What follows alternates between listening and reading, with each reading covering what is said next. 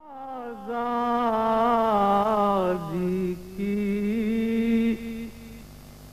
یہ بھی ہے حسین ابن علی کی آواز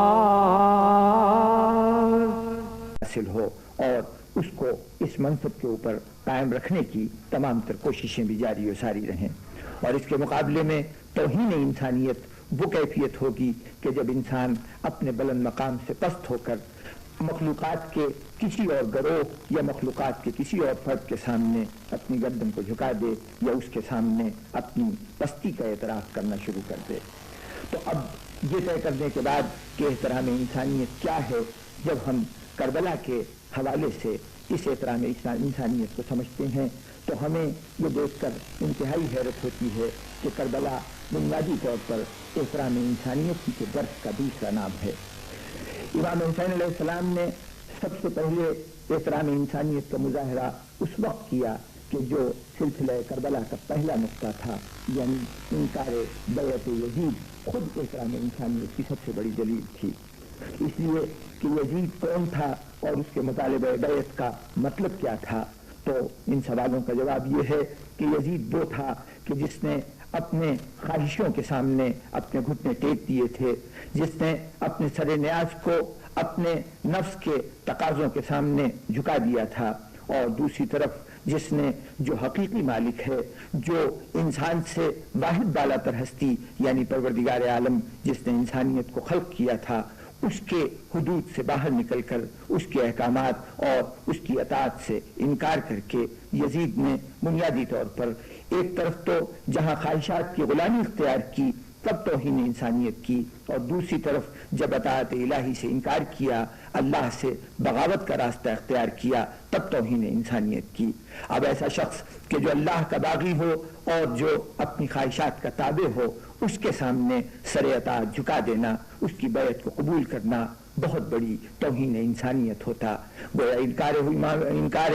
بیعت یزید در حقیقت پہلا قدم تھا جو امام حسین علیہ السلام نے عظمت انسانی کے اعتراف میں احترام آدمیت کی سربلندی کے لیے جو قدم اٹھایا۔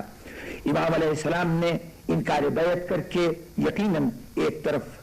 عظمت انسانی کے چراغ کو روشن کیا، لیکن اس کے ساتھ ساتھ آپ کے اس انکار سے یہ بھی سمجھ لینا چاہیے کہ اب اس انکار کو قائم رکھنے کے لیے، اس پر استقامت کا مظاہرہ کرنے کے لیے امام حسین علیہ السلام کو جتنی صعوبتیں، جتنی مشکلیں، جتنی دشواریاں اور جتنے مصائب کا سامنا کرنا پڑا، یہ تمام کے تمام احترام آدمیت ہی کے لیے تھے۔ حسین کو اگر وطن چھوڑنا پڑا، حسین کو اگر بھوک پیاس کا مقابلہ کرنا پڑا، حسین کو اگر دربدری اختیار کرنی پڑی، حسین کو اعزا اور انصار کی قربانی دینی پڑی، اور اگر حسین کو اپنی گردن کٹانی پڑی، تو یہ تمام کی تمام عظمت انسانی کے لیے، یہ تمام کے تمام احترام انسانیت کے لیے تھا۔ عظمت انسانی کا ایک اور پہلو اور احترام آدمیت کی ایک صورت وہ تھی کہ اللہ نے انسان کو جب تخلیق کیا تھا تو دوسری تمام مخلوقات سے ممیز رکھنے کے لیے، ممتاز رکھنے کے لیے انسان کو ایک خصوصی منصب اور مقام دیا تھا، اور یہ منصب اور مقام وہ کیفیت تھی کہ جہاں انسان اللہ کی منشا تک پہنچنے کے لیے، اللہ کی رضا کو حصول کے لیے، اللہ کے احکامات کی تعمیل کے لیے براہ راست اس طرح سے پابند نہیں تھا جس طریقے سے کائنات کی دوسری مخلوقات پابند تھیں۔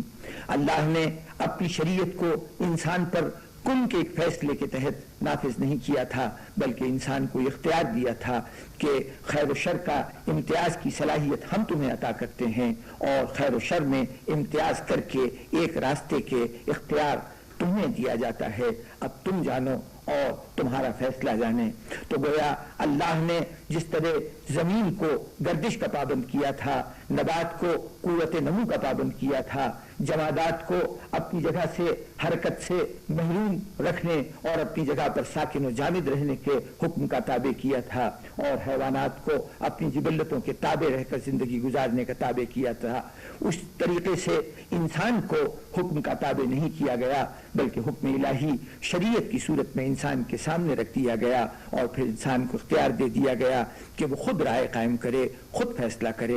گویا اللہ نے انسان کو جو امتیاز عطا کیا دوسری مخلوقات پر، وہ اس کی رائے کی آزادی تھی، وہ فیصلے کا اختیار تھا، وہ خیر و شر میں خود انتخاب کرنے کا طرز عمل تھا۔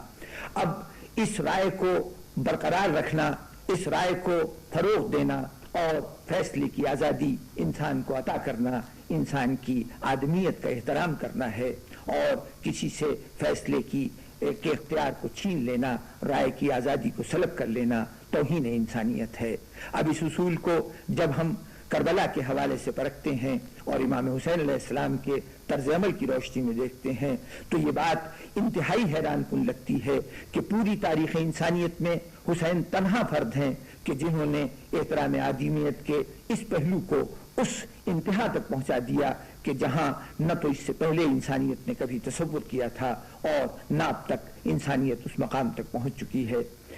مدینے سے روانگی کے بعد مکے میں قیام اور مکے سے روانگی کے بعد کربلا تک کا سفر، ان تمام مرحلوں پر حسین کے گرد جتنے افراد جمع ہو رہے ہیں، امام علیہ السلام ہر منزل پر چاہے واقعات کتنے ناخوشگوار ہوں، کتنے مایوس کن ہوں، کتنے دل برداشتہ کرنے والے ہوں، لیکن امام حسین علیہ السلام نے ایک لمحے کے لیے بھی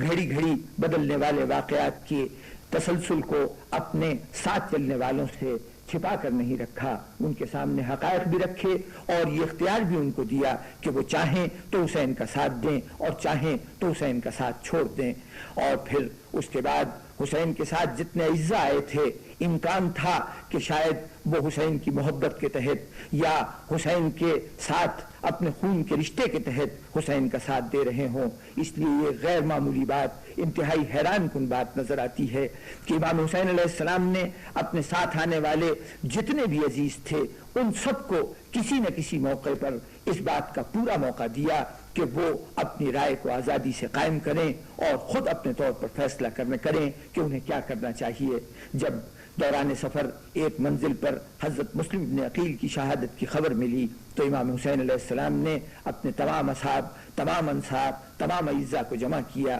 اور ان کے سامنے اس خبر کا اعلان کیا کہ شہر کوفہ میں آپ کا سفیر حضرت مسلم شہید ہو چکے ہیں۔ تو اب اس مرحلے پر مختلف لوگوں کا مختلف رد عمل ہو سکتا تھا، مختلف خیالات کا اظہار ہو سکتا تھا، اور وہ اظہار ہوا جب کچھ لوگوں نے یہ کہا کہ ہمیں واپس چلنا چاہیے تو امام نے اس موقع پر ضروری سمجھا کہ وہ گروہ جو واقع شہادت حضرت مسلم سے سب سے زیادہ جذباتی طور پر متاثر ہے اس کی رائے لی جائے، چنانچہ اولاد عقیل کی طرف رخ کیا اور کہا کہ بھائیو تمہارا کیا خیال ہے؟ جناب عقیل ابن ابی طالب کی اولاد کے تمام افراد نے یک زبان ہو کر کہا کہ مسلم ابن عقیل جیسے شخص کے دنیا سے گزر جانے کے بعد اب ہمارا دنیا میں رہنے کا لطف باقی نہیں رہا، ہمیں اس راہ پر چلتے رہنا چاہیے جس راہ پر مسلم ابن عقیل گئے ہیں۔ امام کا یہ رائے دریافت کرنا اس بات کی دلیل تھی کہ امام ہر شخص کے انفرادی قوت فیصلہ اور اختیار فیصلہ کے قائل ہیں اور اس بات کو ضروری سمجھتے ہیں کہ ہر رائے اور خاص طور پر حق کے راستے پر چلنے کی رائے انسان خود اپنے شعور سے اور اپنے عقل کی روشنی میں اس راستے کو طے کرے۔ امام کے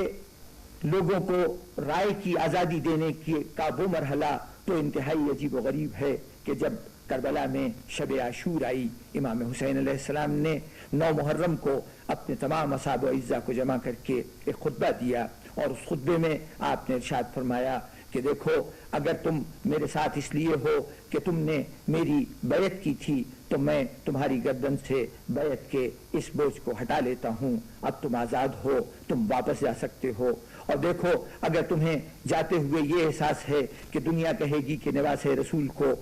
دشمنوں کے نرغے میں تنہا چھوڑ آئے تو تم اپنے ساتھ میرے اعزاء میں سے ایک ایک کا ہاتھ پکڑو اور انہیں بھی ساتھ لیتے جاؤ، اور اگر تم یہ سمجھتے ہو کہ تمہارے رہنے سے میری زندگی کے تحفظ کا کوئی امکان ہے تو یہ بھی بتا دوں کہ اس کا بھی کوئی امکان نہیں، بہر طور مجھے شہید ہونا ہے۔ اور اگر تمہیں یہ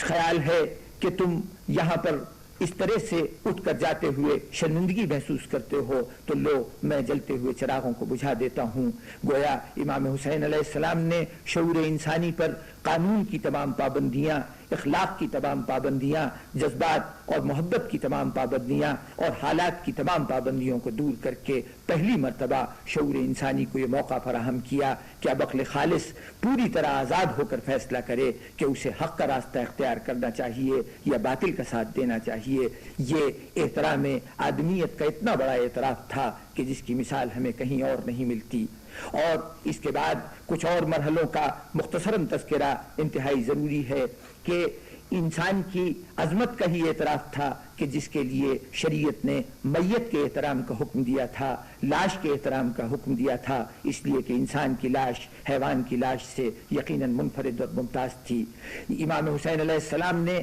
اس شریعت کے حکم کو اور احترام آدمیت کے اس پہلو کو اس اہتمام سے برتا کہ میدان قتال میں چلتی ہوئی تلواروں میں، برستے ہوئے تیروں میں اپنے کسی عزیز کا لاشا، اپنے کسی دوست کا لاشا، اپنے کسی ناصر کی میت کو میدان میں نہیں رہنے دیا، اہتمام سے گئے، اٹھا کر لائے، خیمے میں رکھا۔ اور